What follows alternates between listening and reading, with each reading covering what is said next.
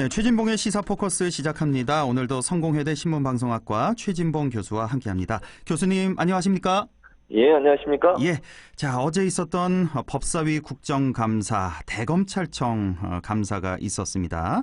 주인공은 역시 윤석열 검찰총장. 시청률도 상당히 많이 나왔고요. 무슨 국정감사 그렇습니다. 시청률이 10% 가까이 나오는지 이거 사상 최초가 아닌가 싶을 정도로. 예. 지금 이 윤석열 총장의 답변을 놓고 후폭풍이 오늘도 계속해서 거센 상황인데요. 뭐 전체적으로 우선 짧게 말씀해 주시고 제가 중간중간에 또 질문을 좀 드리겠습니다. 전체 총평을 좀 해주시죠. 어제. 총평을 드리면 윤석열 총장의 이제 그 답변이나 이런 내용을 보면서 제 개인적인 생각인데요. 윤석열 총장이 정치를 한다 이런 느낌을 받았어요. 저는 개인적으로. 전체적으로 느낌이 정치를 한다. 왜냐하면 사실 이제 검찰총장이 여러 가지 질의에 답변하면서 뭐 검찰 관련된 부분들에 대해만 답변하는 게 아니라 전체적으로 상당히 뭐 이제 좋게 표현하면 당당한 표현이고요. 국회의원들의 질문에 대해서 아주 뭐 요령 있게 제 표현을 그렇게 해볼게요. 요령 있게 피해가면서 본인의 입장과 견해를 그냥 강하게 주장하는 그런 모습을 보였거든요. 지금까지 이제 일반적으로 대검이나 검찰총장의 그 국정감사에서 볼 수 있는 모습은 아니었고, 그래서 저는 상당히 정치인으로서의 면모를 보여준 게 아닌가 그런 느낌이 저는 개인적으로 좀 들었습니다. 하실 말씀이 상당히 많겠습니다만 한마디로 정리를 하자면 정치적인 그런 냄새가 너무나 많이 풍겼다 이렇게. 오늘 할 얘기가 많아서 시간 되는 데까지 해보도록 하겠습니다. 어제 이제 오전에 질의가 시작하자마자 저도 깜짝 놀랐는데 그 국민의힘 의원의 이제 질문에 대답하는 과정에서 왜 며칠 전에 중상모략이라는 표현을 했잖아요. 대검에서. 근데 이 중상모략은 그 검찰총장이 할 수 있는 가장 점잖은 표현이다. 이 말이 시작이 돼서 이 말로 이제 전면전이 시작이 된 거예요, 어제. 그 이후에 계속해서 팽팽한 긴장감이 이어졌는데 이 중상모략이란 단어 이 자체도 상당히 심한 표현이라는 생각이 드는데. 그렇죠. 그렇다면 이게 가장 점잖은 표현이라면은 속마음은 이것보다 지금 훨씬 더하다는 뜻 아니에요? 그렇죠. 그렇게 볼 수 있죠. 그러니까 그만큼 불만이 많다고 볼 수 있는 거죠. 그러니까 더 심한 얘기를 하고 싶지만 확전을 막기 위해서, 즉 상황 관리를 하기 위해서 그런 표현을 했다 이렇게 분석할 수 있을 것 같은데요. 본인에 대해서 어쨌든 법무부 장관이 의혹이 있다고 얘기한 거잖아요.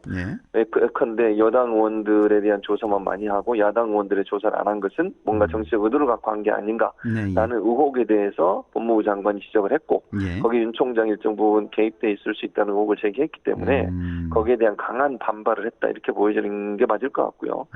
그런 표현을 대놓고 국회에 나와서 했다. 이것도 사실은 숨김없이 본인의 감정을 드러냈다고 볼 수 있어요. 즉 이런 구도를 정치권에 일단 던졌다 이렇게 저는 보여지거든요. 그렇게 되면 여야가 대결 구도로 갈 수밖에 없고 이게 정치적 쟁점화 될 수밖에 없습니다. 그러면 사건의 본질이라고 하는 건 정말 검찰총장이 그런 행위를 했냐 안 했냐의 문제가 아니라 여야가 첨예하게 싸우는 이슈가 될 수 있어요. 그런 부분까지도 저는 생각했다고 봐요. 그렇게 던져놓으면 이게 어떻게 되겠습니까? 이제 본질은 없어져요. 나중에는. 여야가 서로 법무부 편들고 검찰 편들면서 서로 대결하는 구도로 가게 되면 이 본질의 문제보다는 법무부 장관이나 아니면 검찰총장을 어떤 상대로 해서 공격하는 그런 쪽으로 가다 보면 한쪽은 또 방어를 하지 않겠어요? 그렇죠. 그럼 결국 이 본질적인 문제, 즉 사안의 본질적인 문제보다는 정치적 이슈화하는 것이 본인한테 유리하다. 이렇게 판단했을 가능성이 저는 있다고 보여집니다. 이 수사 지휘권 잠시 뒤에 좀 여쭤보고 지금 할 얘기가 너무 많아서 그리고 또 하나 지금 논란이 된 게 검찰총장은 법무부 장관의 부하가 아니다. 이 표현을 그렇게 표현했죠. 윤 총장이 먼저 썼습니다.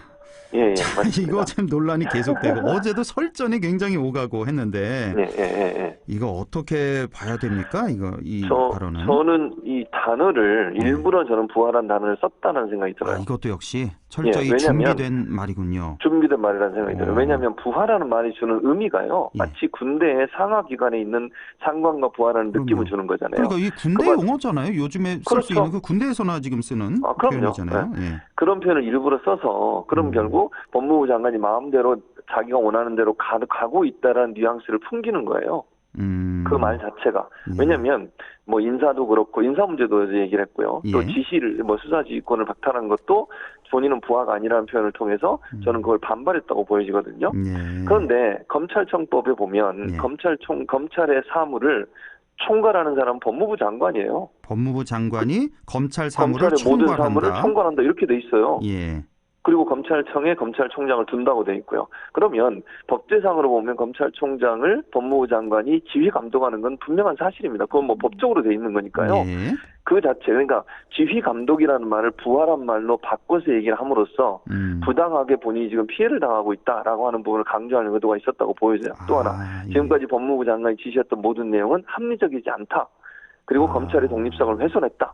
이렇게 가면서 또 정치 쟁점하는 거죠. 그러니까 던져놓은 메시지 모두 다가 결국은 이 본질적인 사안, 즉 검찰이 부정적인 행위라고 비위가 있느냐 하는 부분을 일단 비껴가면서 정치적 이슈화함으로써 이 사안이 정치적으로 논쟁을 불러일으켜서 본인의 어떤 본질적인 문제를 좀 더 피해보려는 의도를 갖고 있지 않았나 하는 게 제가 본 간접평이라고 말씀드릴 수 있습니다. 단단히 벼르고 또 준비를 확실히 하고 나온 그런 표현들. 네, 그건 그렇게 보입니다. 법무장관은 검찰 사무를 총괄하는 자리다. 일단은 법상 어제 추미애 장관도 뭐 페이스북에 올렸습니다. 법상으로는 법무부 장관 밑에 검찰총장 있는 건 그럼요. 맞죠. 근데 그건 맞아요. 지금 우리가 주의해야 될 게 그러니까 그 윤 총장 입장에서 지금 주장하는 거는 검찰의 독립성 또 수사 뭐 공정성, 형평성 이런 걸 위해서 어떤 사건 수사에 대해서는 법무부 장관이 그 일선 검사들에게 개입할 수는 없는 거고 그건 확실한 거고 검찰총장만이 개입하는 거고 그렇죠. 근데 전체적인 검찰 사무 뭐 인사 이런 건 법무부 장관이 총괄하는 거고 하게 돼 있고 그리고 검찰총장은 지휘할 수 있어요. 일반 검사는 지휘할 수 없지만. 알겠습니다. 자, 이 수사 지휘권 발동 이것도 참 며칠 전부터 시끌시끌한데 수사 지휘권을 추미애 장관이 발동을 했고 또 청와대도 역시 이건 불가피한 선택이었다 인정한다라고 표현을 했습니다. 대통령까지. 그렇습니다. 그런데 이걸 어제 국정감사장에서 이거는 위법한 지시고 부당한 지시다 이러고 확실하게 선을 그었어요. 총장이. 이것도 어떻게 보십니까? 저는 그렇게 보지 않아요. 수사지휘권은 법무부 장관이 할 수 있는 부분입니다. 그러니까 부당하다고 얘기한 걸 뭐라고 얘기했냐면 일선 검찰청에 있는 검사들이 그런 의견을 갖고 있다는 말로 얘기를 했어요. 외둘러 둘러서 얘기를 했는데 그러니까 수사지휘권 발동 자체가 현재 내려지는 게 부당하다는 얘기입니다. 수사지휘권 발동을 할 수 없다는 건 아니고요. 다만 이제 수사지휘권을 발동하려면 뭔가 혐의가 있어야 되는데 그 혐의가 아직 소명되지 않은 상태에서 수사지휘권이 발동이 돼서 그거 자체가 좀 부당하다 이렇게 주장을 한 건데 저는 이렇게 한번 물어보고 싶어요. 그러면 검찰에 누군가가 비리가 있다는 의혹이 생겼어요. 그러면 그 의혹을 다 밝힐 때까지 수사를 하려면 시간이 많이 걸리지 않겠습니까? 그 사람을 그럼 그 자리에 계속 수사하도록 놔둬야 되나요?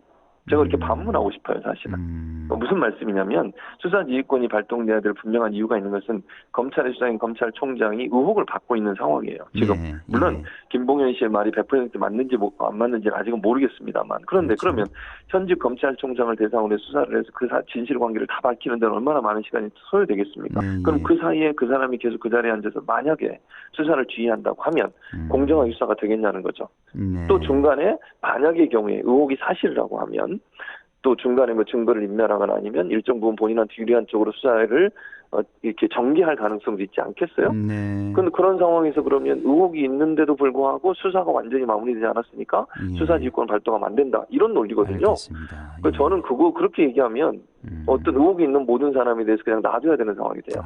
그게 과연 타당한지는 좀 고민을 해야 된다고 생각합니다. 일단 추미애 장관 입장에서 보자면 일단 라임 사건과 어떤 연루 의혹이 지금 있는 상태다. 이게 사실인지 아닌지 모르지만 의혹이 있고 여기다가 이제 또 뭐 가족하고 또 측근 비리 의혹까지 지금 받고 있는 상황에서 맞습니다. 그래서 수사 지휘권을 발동한 거다라는 게 이제 추미애 장관 주장이고 윤 총장 주장은 뭐냐면 뭐 잠깐 말씀하셨습니다만 그 김봉현 전 회장이 옥중 입장문에서 밝혔잖아요. 술 접대받은 검사들 중에 한 명이 윤석열 총장 사람이다 이런 주장을 했고 어떻게 윤 총장은 그 사기꾼 말, 그러니까 뭐 어제 표현에서는 중범죄자의 말을만 믿고 수사 지휘권을 이렇게 박탈할 수 있느냐 이렇게 주장하는 거란 말이에요. 윤 총장 말에는 어떤 좀 동의는 못하십니까?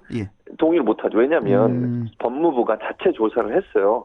예, 그러니까 예. 김봉현 감찰을 그 사람 했죠. 예. 감찰을 했죠. 얼마 근데 전에. 김봉현 말만 보고 감찰한 게 아니라 예. 실제 거기에 갔다는 검사들 그 검사들도 감찰을 했고 감찰된 내용이 어느 정도 사실도 확인이 된 부분이 있어요. 법무부에서. 예. 그러니까 지금 윤 총장은 그게 억울하다고 주장하지만 법무부 감찰에서 일정 부분 사실관계가 완벽하게 100% 확인되지는 않았지만 의혹이 사실로 규명된 부분이 있다는 거죠. 안 그랬으면 그렇죠. 어떻게 수사지휘권을 발동할 수 있겠습니까? 예. 그러니까 실제 예를 들면 김봉현 씨 말고도 같이 구속돼 있는 사람이 또 있습니다. 다른 변호사도 있고 행정관도 있고 있는데요. 예. 전직 행정관이죠. 예. 청와대.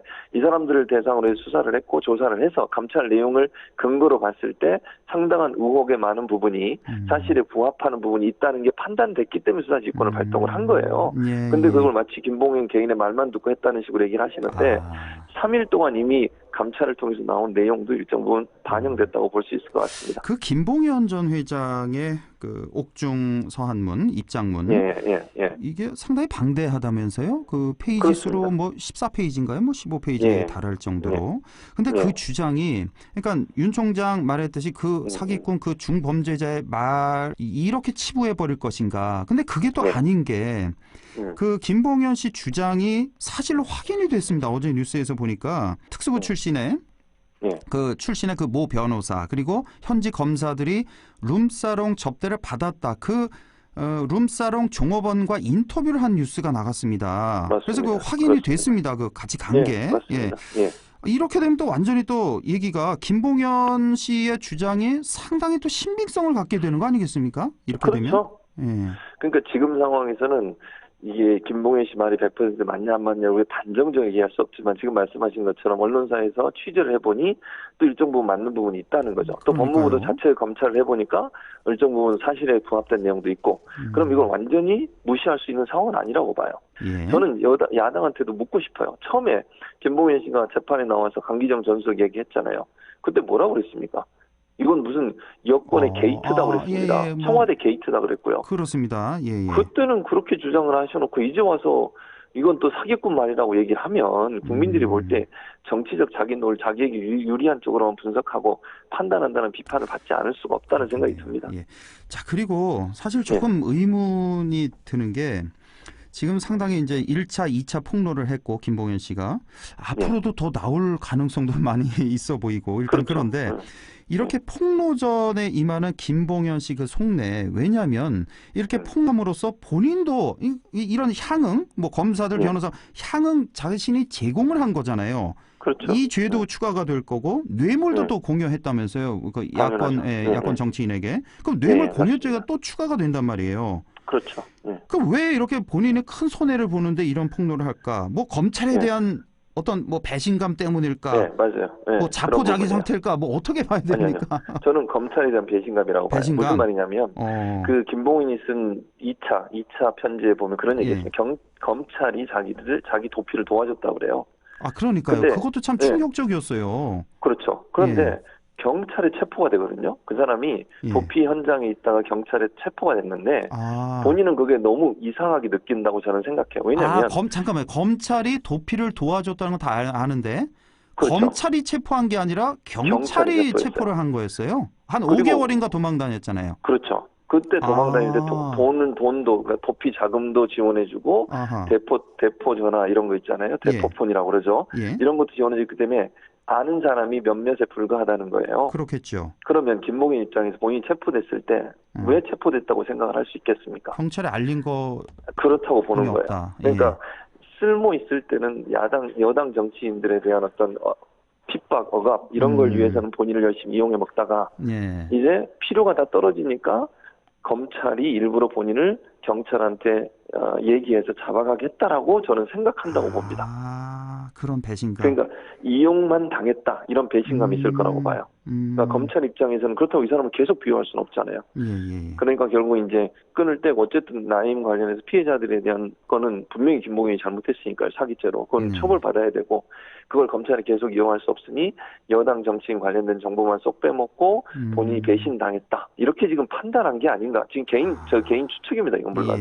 그럴 가능성이 저는 높다고 봅니다. 알겠습니다. 그러니까 지금까지 쭉 나온 이런 사실 근거에 보면 어떤 검찰의 무슨 기획 수사, 짜맞추기 수사 이런 민낯이 어느 정도 좀 드러난 이런 사건인 것 같고 사실 그 전에도 이런 경우가 뭐 종종 있기는 있었습니다. 예, 가끔씩. 근데 이렇게 피의자가 대대적으로 이렇게 폭로해서 나온 이런 사건은 처음인 것 같아요. 처음이에요. 그렇죠. 이렇게 대대적으로. 예. 그렇죠. 이런 일련의 사건들을 보면서 이런 면 때문에 검찰 개혁이 필요하구나. 그럼요. 그러니까 적어도 검찰을 좀 독립적으로 수사하고 기소는 할 수 있어야 된다. 누군가 어떤 조직이든. 그래서 이제 공수처가 나와야 된다는 그런 필요성이 나오는 것 같습니다. 왜냐하면 검찰이 검찰을 수사하기 때문에 제대로 수사가 안 되는 겁니다. 독립적 수사기관이 반드시 필요하고 제19 감싸기를 계속 하잖아요. 검찰 입장에서. 그걸 막기 위해서라도 독립된 수사기관, 검찰이나 고위공직자들을 대상으로 수사를 할 수 있는 공수처 같은 기관이 반드시 필요하다고 볼 수 있는 거죠. 그러니까요. 누구도 건드릴 수 없는 절대 권력, 검찰, 그걸 견제할 수 있는 장치가 필요하다는 거고. 그렇죠. 그 야권에서는 또 주장하는 게 그러면 이 공수처가 그 검찰 위에 기관이냐 상황이냐 그 공수처는 누가 견제하냐 그러는데 공수처는 또 검찰이 견제할 수가 있는 거죠. 검찰이 그럼요. 수사하고 뭐 기소하고 할 수가 있는 거잖아요. 그럼요. 할 수 있습니다. 그래서 공수처에서 이제 검찰이 수사하다가 고위공직자나 이런 사람 또는 검찰 관련된 부분만 공수처가 수사할 수 있고요. 그래도 만약에 기소가 제대로 안 되거나 문제가 있으면 검찰이 또 수사를 할 수 있어요. 거기에 대해서 충분히. 그렇죠. 예. 이 시간이 훌쩍 지나가서 오늘 독감 얘기도 한 말씀만 좀 여쭤볼게요. 지금 사망 사례가요. 이게 시시각각으로 늘어나고 있어서 그래서 지금 최종 집계된 게 공식 집계된 게 이제 오늘 새벽 0시 기준만 일단 말씀드리겠습니다. 계속 늘어날 것 같아서 오늘 0시 기준으로 32명. 뭐 어쨌든 뭐 접종 이후에 사망하는 사례 이게 직접 연관성이 있는지 없는지 모르지만 어쨌든 독감 주사를 맞고 사망한 사례가 32명이었고 계속해서 지금 이 인원수는 늘어나고 있다는 거. 자, 한 말씀만 좀 여쭤볼게요. 이 사망자 이렇게 계속 늘고 있는데 지금 보건당국에서는 그래도 독감 백신 접종하는 게 낫다는 입장을 계속해서 내보내고 있습니다. 이 계속 접종하라는 그 이유, 근거? 이 국민들 너무 불안한데요. 이거 이유가 뭐냐면요. 첫째는 독감 자체의 독성은 없다는 거예요. 왜냐하면 지금 이제 사망하신 분들의 인과관계를 보면 이제 기저질환이 있으신 분들 대부분이 기저질환이 있으신 분들 노령에 계신 분들이잖아요. 그거는 결국 백신 자체의 독성이 있거나 이런 게 아니고 기저질환과의 연관성 때문에 그랬을 가능성이 있다고 보는 겁니다. 이유는 똑같은 백신을 맞았던 많은 사람들이 이상 증상이 없고요. 그다음에 그 사망한 분들이 한 가지 백신만 맞은 게 아니에요. 그러니까 백신을 개발한 회사가 여러 회사가 있는데 그렇죠. 그러니까 다 다른 백신이에요. 그러면 이게 하나만 맞아서 만약 그랬다면 그 백신이 문제가 있다고 해서 폐기할 수 있을 텐데 그 여러 가지 백신들을 전국의 국민들이 다 맞았는데 기저질환이 있는 노령의 분들만 사망했기 때문에 이게 백신 자체의 문제가 아니라고 보는 거죠. 그런 차원에서 아마 이 안전성은 문제가 없다고 보는 것 같고요. 두 번째, 백신을 안 맞았을 때 올 수 있는 위험성이 백신을 맞았을 때 올 수 있는 위험성보다 커요. 무슨 말이냐면 독감에 걸려서 사망하는 숫자가 훨씬 많습니다. 그러니까 특히 연령층이 높으신 분들은 위험해요. 독감에 걸리시게 되면. 한 해에 한 3,000명 정도가 사망한대요. 숫자로 보면 훨씬 독감이 위험하다는 거. 그리고 독감을 지금 이제 이 의사협회에서는 1주간을 좀 연기하자고 얘기를 하시는데 독감이 맞고 나서 효과가 난다 2주 정도 걸려요. 그렇죠. 2주 정도. 그런데 지금이 가장 그 왕성하게 독감이 퍼질 수 있는 시기고 2주 안이 가장 독감이 확산될 수 있는 위기가 있는 시기라는 거죠. 11월 되면 이제 독감주의보가 발령된다면서 11월 초가 되면. 맞습니다. 그러니까 지금 이 시기가 만약에 10월 초만 돼도 일주일, 2주일 정도 지켜볼 뭐 여유가 되는데 지금 이미 10월 말이니까 맞습니다. 이걸 놓치면 안 된다. 안 된다는 거죠. 그런 이유 때문에 이제 독감 주사 빠지라고 얘기를 하시는 거예요. 그나저나 이거 앞으로 계속 이거 늘지 말아야 될 텐데 참 걱정입니다. 이거 뭐 사태가 어떻게 될지. 알겠습니다. 오늘 시간이 좀 많이 지났네요. 성공회대 최진봉 교수와 함께했습니다. 고맙습니다.